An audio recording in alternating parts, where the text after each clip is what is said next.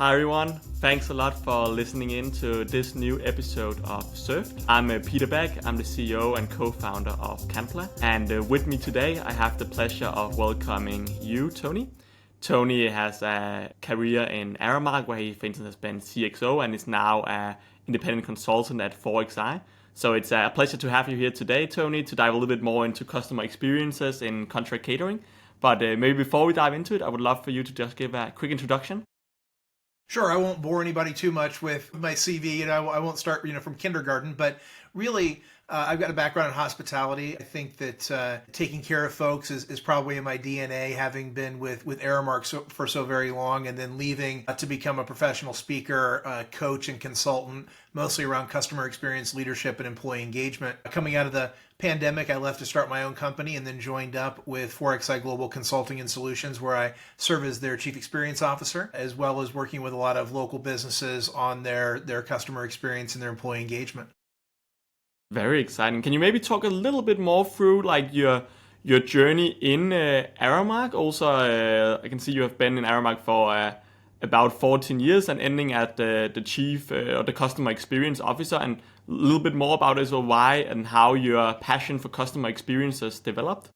Sure. So I think with all things we're passionate about, sometimes it comes from a traumatic experience. Having lost an account after fighting very, very hard when I was a director of operations at a large account in Chicago, having lost that account, and one of the biggest things they told us we did wrong was not delivering great customer service. We hadn't shifted toward this whole customer experience, hospitality. We were still using the customer service phrase back then.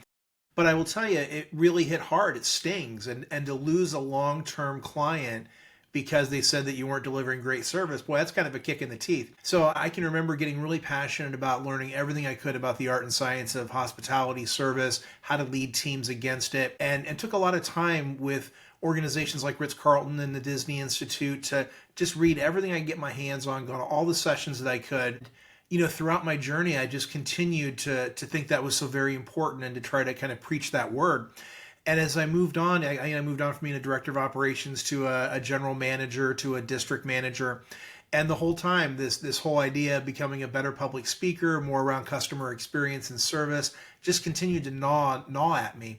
And as I started a kind of a side hustle to really speak and consult on that, Aramark took notice as I was moving through the organization, and the next thing you know, it was sort of a match made in heaven. I got to stay with the company that I've been with for so very long and move into some customer experience roles that ultimately led to me being in charge of global food and facilities customer experience, which was the role of a lifetime.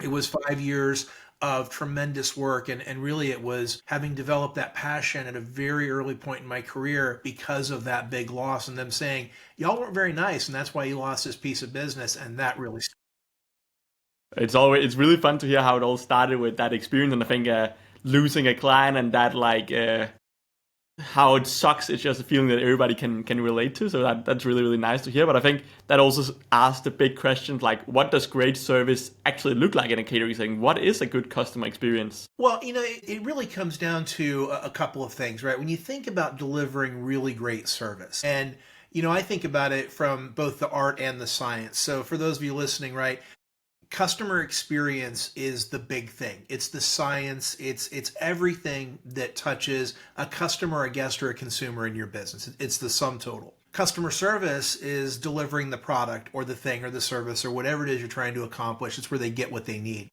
But then you've got hospitality, which is where the emotional connection comes in, the empathy, the anticipatory service, and that's what starts to set folks apart.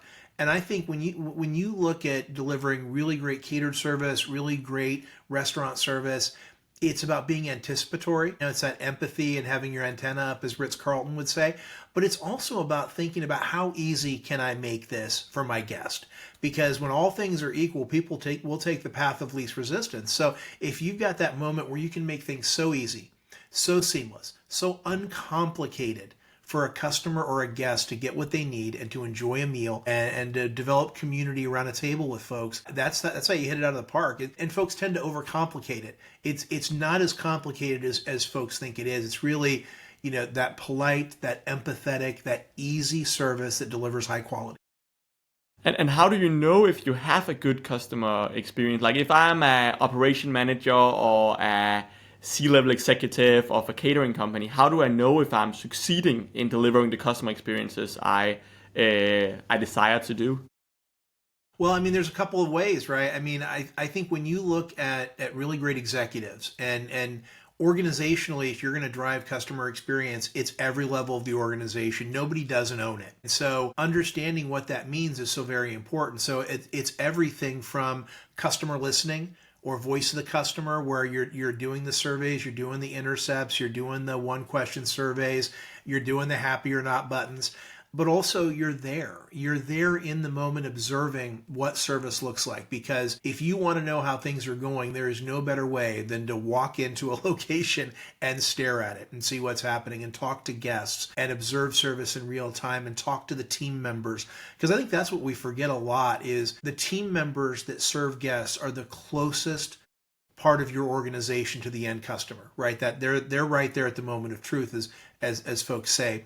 And understanding what they're hearing and what they're getting from guests, what guests are saying on surveys, and what you can get directly from them. It's all about finding that best way to understand your guests.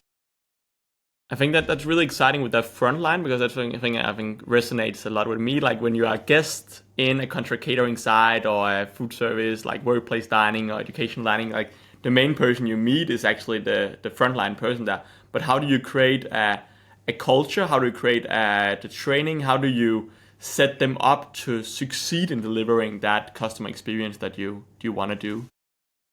You know, this is something I think that's really started to change in hospitality the last few years.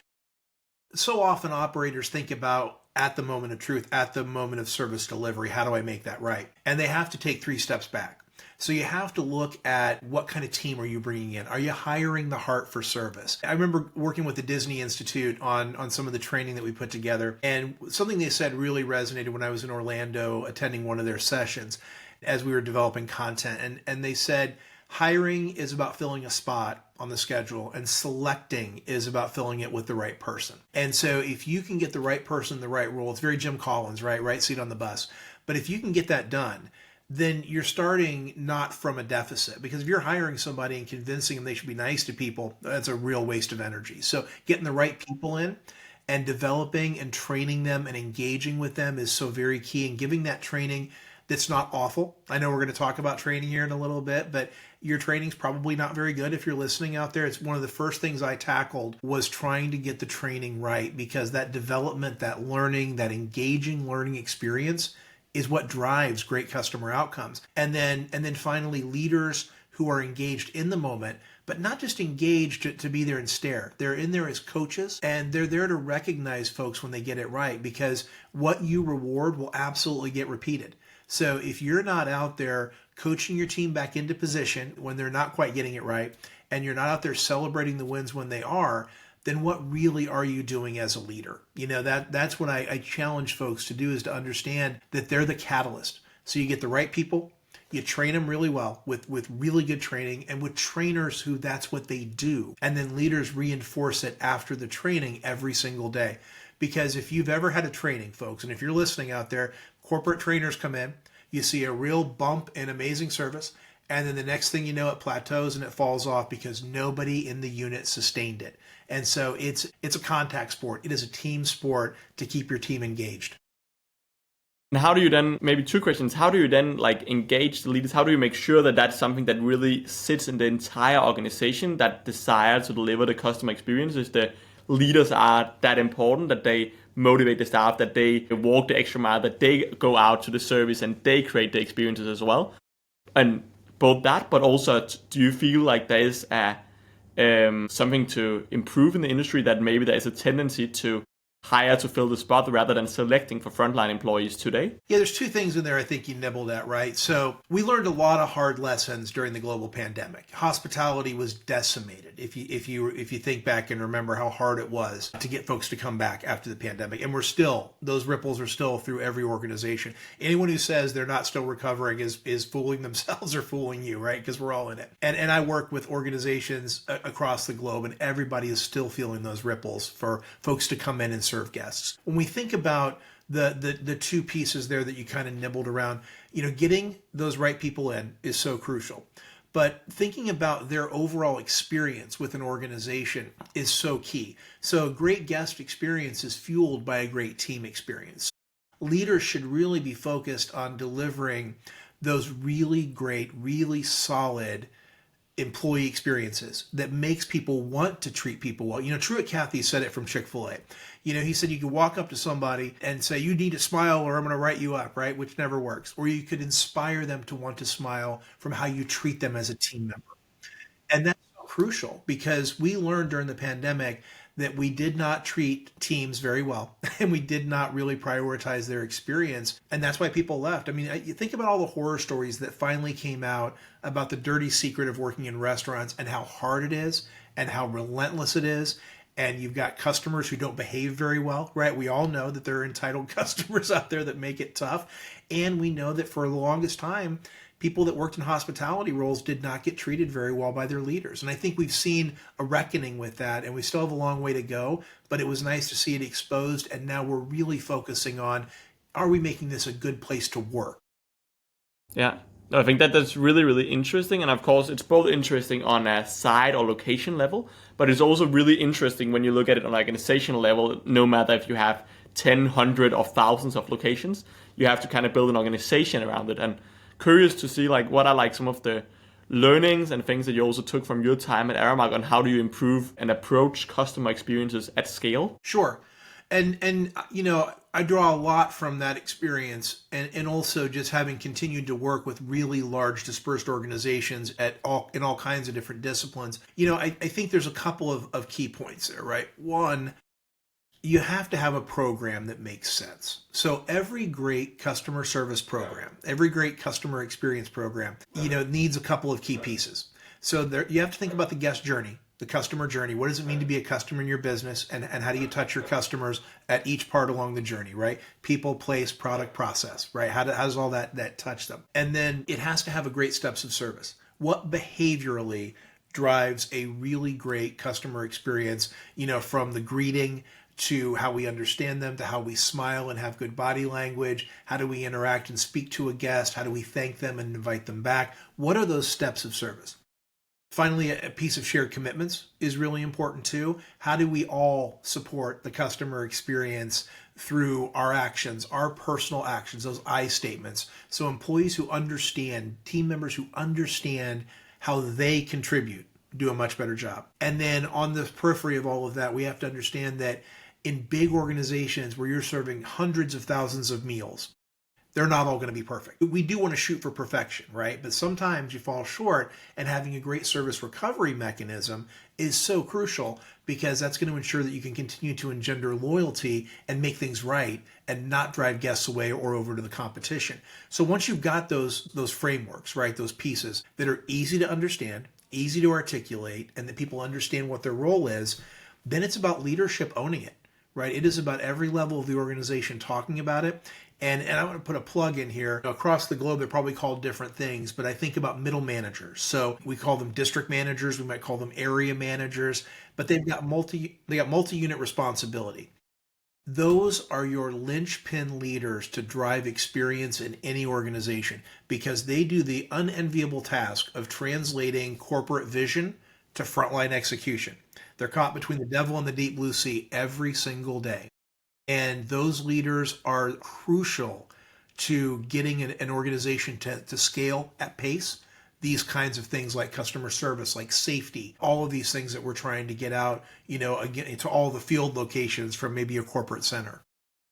I think it makes super, super great sense that operational managers are really, really key in this because it has to go down to the unit level and to the site level to really create this experience. But I think when we talk customer experiences, I think one of the things that's also really, really interesting, but also tricky with it is making it concrete, making it actionable, so it doesn't just stay with the buzzwords. And because I think we all agree that we want to create great customer experience, we want to make it nice to become a customer, but how do I, as an operational manager or a C-level of a catering company, or how do I really assess what we're doing, and maybe also what is a practical tip or thing to do and to get started if I'm not working up with this today? Well, I would say start with the concrete stuff because I think you hit it on the head. Everyone says, I want to provide a world-class customer experience.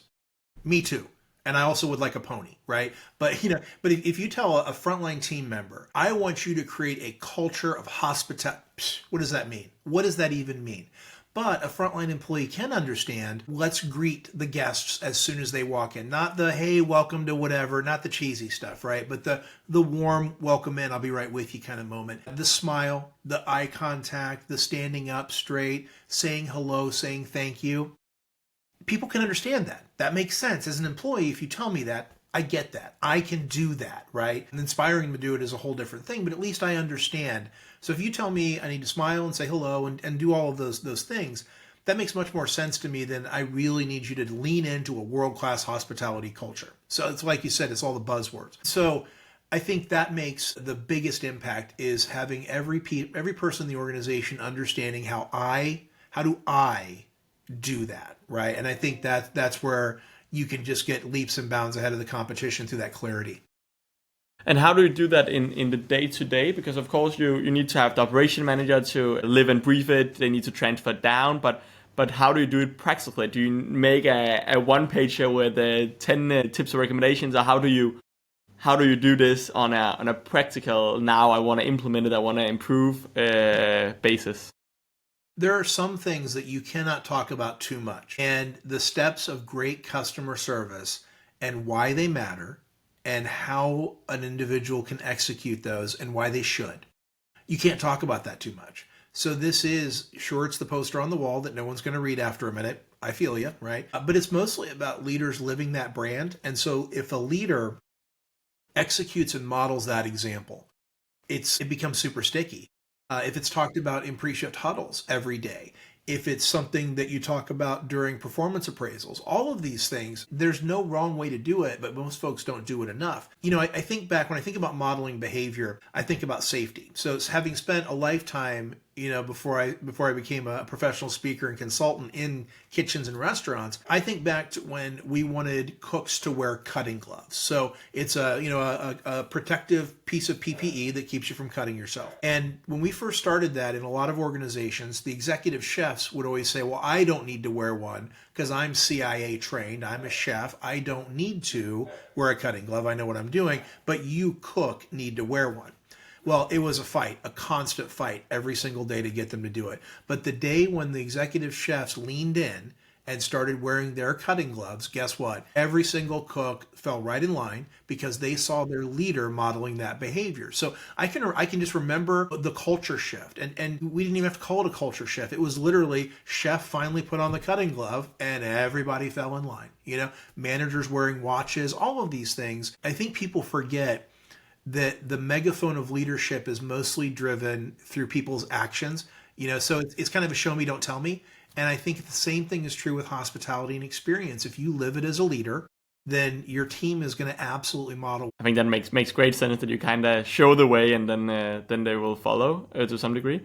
But I think that was a very, very concrete and great example, like with the gloves, then everybody started to do that as well. Do you have any other experiences or stories that you kind of feel like have been a part of shaping your view on customer experience today, or maybe just a story that you think could be fun or interesting to share in relation to this? Sure. I think the idea of having elevated experiences is very much out there right now. So if you think about social media and you think about everybody wants an elevated experience. And so, I can remember working with a lot of different organizations, but even when I was at Aramark, as premium or higher level brands come along, brands within the brand, if you will, that large organizations sometimes create, there's always this thought of, how do I craft an elevated luxury premium type experience for my guests? And so often everyone starts to think about, how do I change the customer service program we have to support that? And I always try to teach and coach folks that premium and elevated and luxury experiences, you kind of go value to everyday to elevated to premium to luxury. Those are kind of the 5 levels of service you would see out there.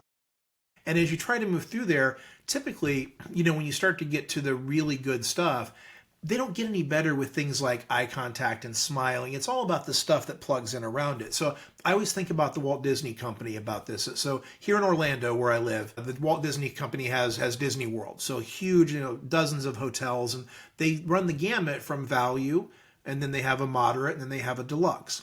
They all go through the same base level training for hospitality. They're all taught the same steps of service, the same commitment to guest and hospitality, what would Walt do, all the things. Now, all the stuff around them, if I stay at the All-Star Resort, I'm going to have a really nice experience. It's going to be very nice. They're going to be very polite, but the rooms are smaller. There's not as many dining options. It's a hub and spoke, not a grand hotel. And there's probably not as many people at the front desk, and there's more of a self-service atmosphere. I go to a moderate. It's a little nicer. It's a little bigger. The rooms are a little bigger. The pools are a little nicer, but still same great service at the front desk. Now, I may pay triple to go to the Contemporary Resort, my favorite. I walk in. Yes, it is a grand hotel. There's no hub and spoke. They have 8 restaurants. Some of the best restaurants on property are there. You can walk to the Magic Kingdom. Rooms are huge. Pools are amazing. And it sits right on Bay Lake. Now, I bring that up because they are absolutely no nicer to me at the Contemporary Resort than they are over at All-Star. But the trappings, there's more people at the front desk, the rooms are bigger, so on and so forth, and it makes for a really elevated experience. But they don't have a separate customer service program for that. They understand how it fits together and how it comes to life, but it's that 80-20 Pareto principle, it all works together to build on the foundations of hospitality to deliver a higher touch, elevated luxury experience. And that was one of the biggest takeaways from all of my time out kind of working with large organizations is don't reinvent when you don't have to. Think about that. Or if your organization maybe services a lot of different places, maybe you do healthcare, higher education, maybe you do sports and entertainment or destinations, you probably can have the same customer service program, but it comes to life differently. The how is maybe a little bit different, but don't think you have to continuously rewrite things. Maybe in healthcare, because of the way it is, you need a little more differentiation, but you're probably still 60-40 or 70-30, even if you're not 90-10 the same program. I think it's also interesting related to that. Now you mentioned different levels of service and experience. And I think it's also interesting to then ask, to which degree do you see that there is a relationship between the level of service and experience you want to give and then the cost of doing that service?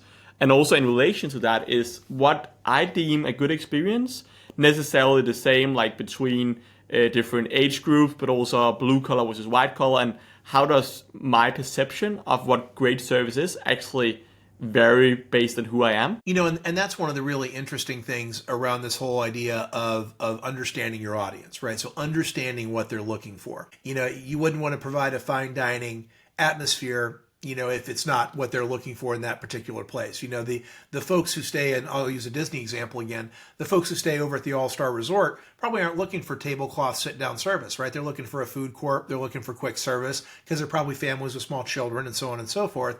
But you look at the folks who maybe stay at some of the more expensive Disney hotels. Sure, some of them might have kids, but my wife and I tend to stay at some of those because we value having table service restaurants. Maybe not luxury, maybe not 5-star dining, but something better than the Mickey waffle at the food court, perhaps. So I think understanding your demographic, and I think even just generationally, looking at all of the different generations, what baby boomers value may be very different than what a Generation X person might want as they're coming through your location, however that comes to life. And simple examples are how guests like to interact with technology.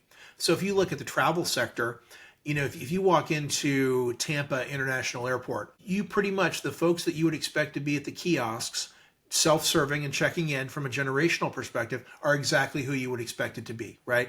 You've got, perhaps Gen X shows up and uses the kiosk, right? Millennials and Gen Y are probably more apt to already have checked in and have their boarding pass on their phone, probably did it the night before or in the car ride over, right? And then you potentially, now this is a broad brush, right? But you might also have baby boomers who maybe aren't as familiar or as comfortable with technology. They may be the ones standing in line, right? To have a gate agent help them out with checking in their bags or getting a paper boarding pass. So those are the things that are very much generational, but airlines understand that. They know that when my dad goes to the airport, he's going to go to the front desk and he's going to check in there and he's going to get a paper boarding pass, right? When I go, I'm going to check in on the way to the airport. I'm not going to check a bag and I'm going to walk right through TSA pre-check and scan my phone.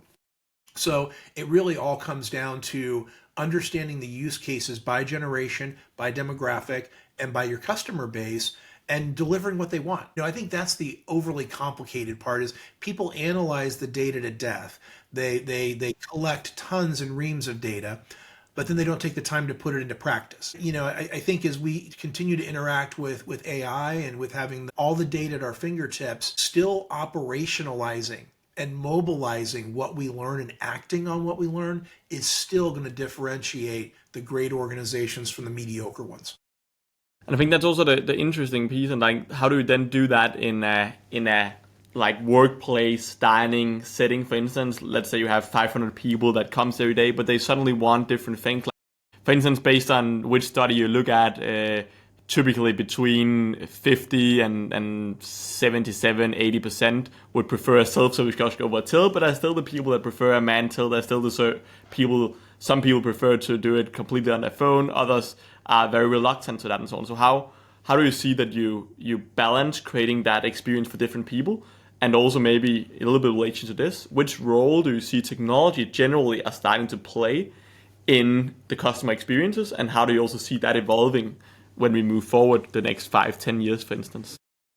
Well, and I think obviously the elephant in the room is AI and understanding how we're going to use that. And the one caution that I think is really important is making sure that the technology is there when people want it, but that the humans are there when people need it. And understanding that, we call this omni-channel, right? How everything fits together to serve the guest or the customer. And it's the seamless way. If you've ever been on, probably every website you go to, you're starting with a bot. Bots are getting way better. They're getting way smarter. And the thing they're starting to do even better is they're getting better at knowing when to move you to a live person and making sure that live person is ready to take over. Because there's nothing more frustrating for a customer than having to repeat themselves after they spent 5 minutes informing the bot why they were there. Yeah.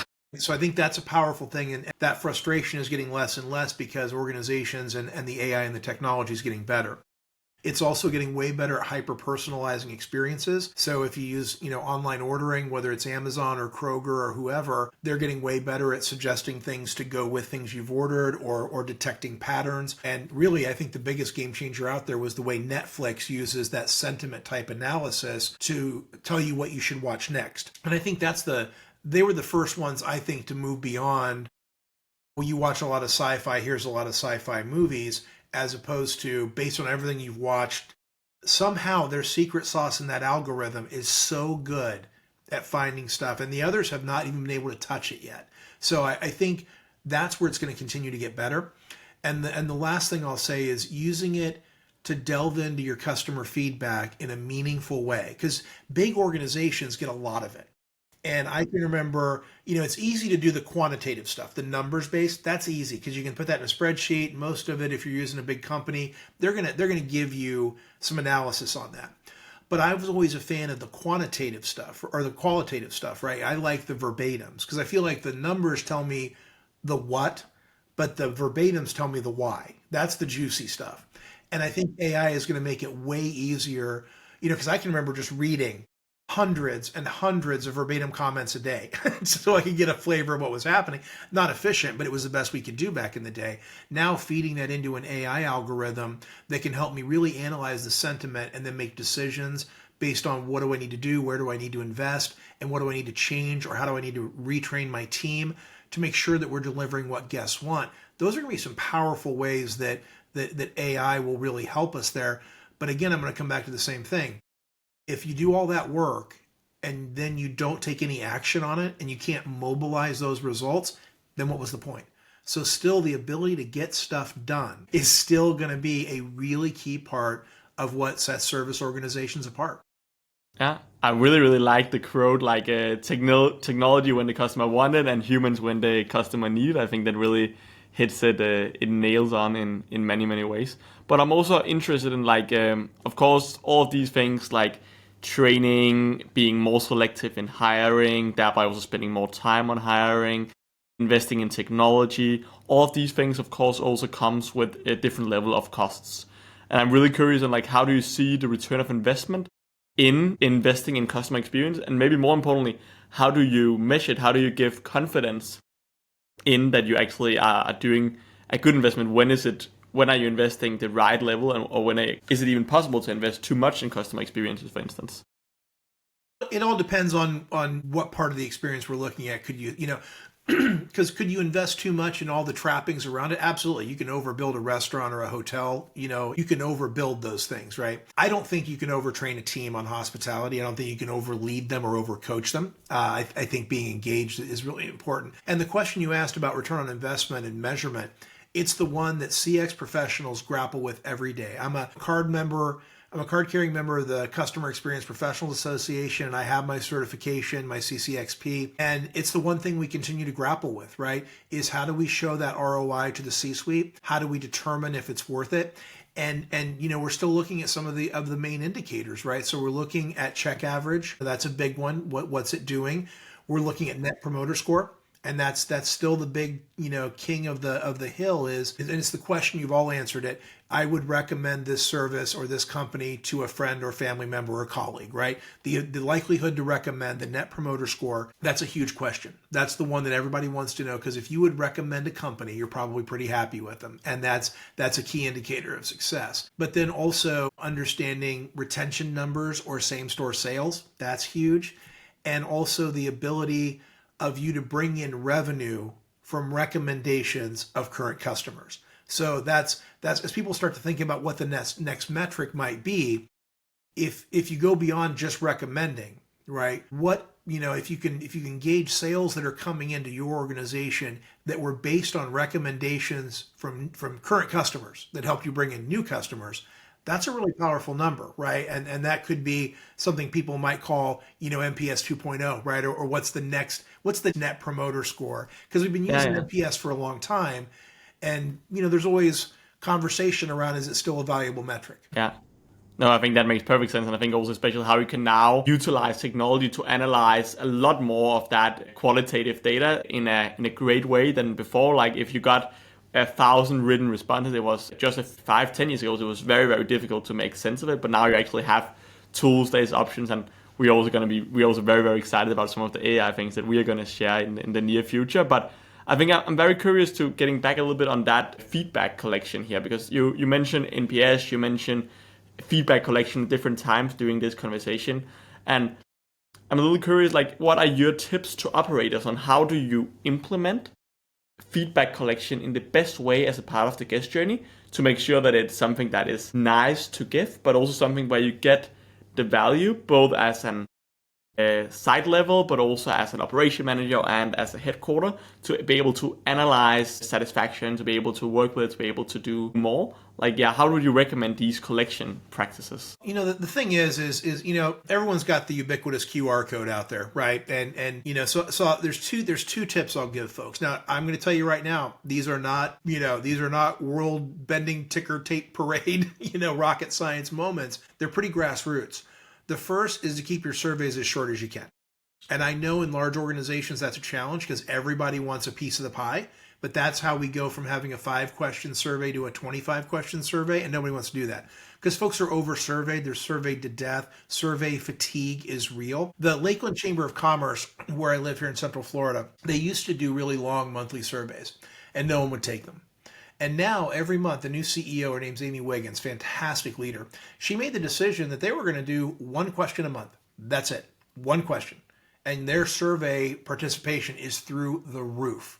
They embed it in their weekly email. It's a quick click. It takes 2 seconds to answer the question. And so I think that's a powerful way that they are now getting more feedback than ever. So, keeping your survey short is really important. The second part is go where they are. So I've seen a lot of food service operations will set up a table. This is super low tech. I know, everybody. They will set up a table in their locations as people are exiting. And if you click the QR code right there on your phone, or they'll hand you an iPad, right, however you want to do it. And if you do the survey, they're going to give you a cookie. And then you can go on. I swear to you, it is I know it sounds like, oh my gosh, are you kidding me? It's 2025 and you're handing out cookies for surveys. Yep. And it works. It absolutely works. So, as silly as it sounds, these really simple tactics are how we're going to get folks to do it. Because just know that the average number of surveys folks get, depending on their role and how much email they get, I mean, they could be getting a dozen requests for information, on any given day or week. It's just noise right now. So you've got to find a way to cut through the clutter to get people to fill stuff out. How do you see, like, if we take a workplace dining setting, like I go to my workplace restaurant, would you recommend that workplace to like aim for like daily feedback on the dishes and the things that they do? Well, I think the daily feedback, right, comes from maybe you do a one question survey, maybe you do the happy or not buttons, but really it's also ears wide open, right? So I think in this day and age, leaders have lost touch of the good old fashioned table touch. And if they are doing it, they're not doing it very well. So I think that's a key way. Listen to what your employees have to tell you. Because employees, your team members, again, they're the face of the organization. Guests tell frontline employees stuff all the time. They make comments like, gosh, you guys would never have any ketchup, or gosh, why won't you serve meatloaf? Or, I mean, whatever the thing is, they are hearing all of this. So, as a leader, understanding that all of those listening posts really need to be sharing information back in, and you need to be encouraging your team to come right to you with what they're hearing, good or bad, and not shoot the messenger, as they say, right? But simply listen to understand and reinforce that with your team that you want to hear everything they're hearing. Because if you keep your ears open as you walk through a dining room, you're going to hear people complaining to each other that the chicken's always cold, right? Or the beef's always too rare, or whatever that something is, if you take the time to listen and to also engage your employees in what they're hearing.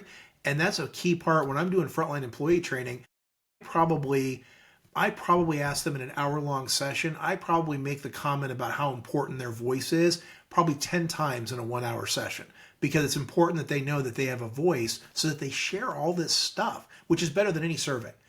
I get it. It's easier to track and log and monitor and dissect, and the marketing department loves it. I get that. But as an operator, if I can hear it right from my guest's mouth in the moment, A, I can learn from it, and B, I can fix it for that person right there, and then I can fix it for everybody else so it never happens again.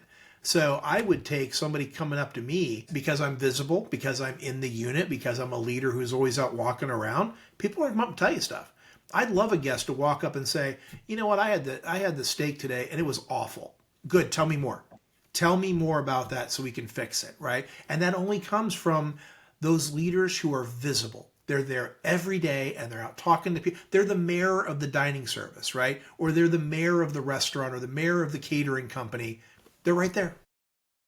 I think that makes great. I think what we're also seeing is like definitely echo the importance of that voice, that dialogue, because like the first place that you will hear that this dish is way too salty, it almost can't be eaten. That's when the first guest eat it, taste it, and then of course you have to do something about it in that moment.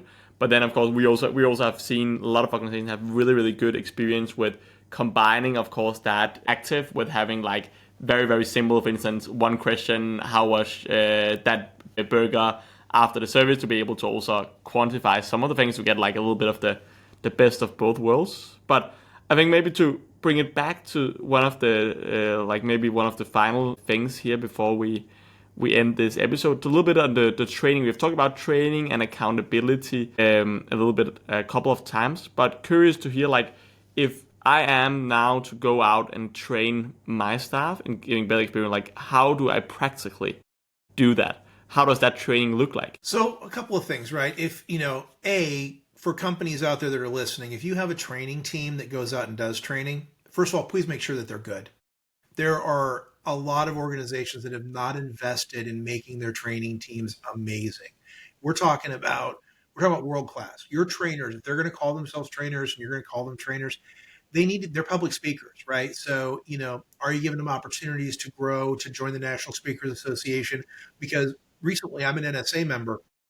In the past few years, it's opened up that corporate trainers can join NSA as well. I mean, I joined because I'm a professional speaker, but they've now opened it up so you can actually join NSA if you train for so many hours as a part of your corporate job, which it was a huge change. So are you supporting them to be awesome? That I think is really important. And are the materials good? Have you not corporate nonsense, right? Are they really good training material? And because when I was running CX for large companies, I rarely used my corporate deck, right? The corporate template, never. I designed my own so that it felt like something very special. So it felt like an outside training company came in. I think that's really important. And so that being said, are you enabling your frontline teams to do leader-led training, right? To do those 5-minute trainings? Because that's people always say they don't have time to train. And I get it. Budgets for training are not what they used to be. I get that. Even companies that used to do amazing week-long onboardings have cut it back to a day or a half a day or gone virtual. But if you're gonna empower your leaders to do the training in the units, give them the materials they need, and understand that there's power in the cumulative effect of 5 minutes a day. So if you don't have time to do an hour-long training, okay, can you break it up into 6 bite-sized pieces or do it over the course of 2 weeks? Absolutely. Find 5 minutes a day. And so break that training up into those bite-sized pieces and help your leaders win, and make sure not only are you using, because this is the other thing, one method of training is not enough. Everyone says, oh, we've got a great learning management system. Fantastic, right? But digital's not enough. Digital coupled with the leader-led training and maybe by a training team that can come in, those together really can make a great training experience. So I think that's really crucial, is using multiple different kinds of training and making sure that your leaders have what they need to deliver that, and that it's just a few minutes a day. It's repetition and always talking about it. Very nice. I think here before we end off, Tony, I will have a few very quick fire questions to you, and if you can just try to answer them as quick as possible. The first one is: what is the first word that pops into your head when you hear the word customer experience? CX. Do you prefer digital kiosks or human cashiers yourself? I'm a human cashier guy. If you were to give one recommendation to the operation manager in both creating better experience but also advancing that career, what would that be? Focus on people. And then the very last one, now it's soon summertime, and I'm sure that there's a lot of people that will spend some time on vacation, maybe on a beach or similar, and they would have some time to maybe listen to a book or a podcast. Do you have any recommendation or anything that you think anybody in contract catering or interest in customer experience should listen to or consume during this summer? Well, I'm going to be shameless, first of all, and I'm going to say, because I've got a couple of books out on customer service. So I've got Together We Serve, and I also have a customer service podcast called Customer Service Academy. Those are the shameless ones, right? I will tell you, though, the number one, my favorite customer service book is Creating Magic by Lee Cockerell. He is a hero of mine, and I get it. We live in a space where, Unreasonable Hospitality by Will Guidara is the flavor of the month, and it's a great book. I always come back, though, to Creating Magic. I probably read it once a year because I think Lee Cockerell is as good as it gets when it comes to being a leader and leading hospitality.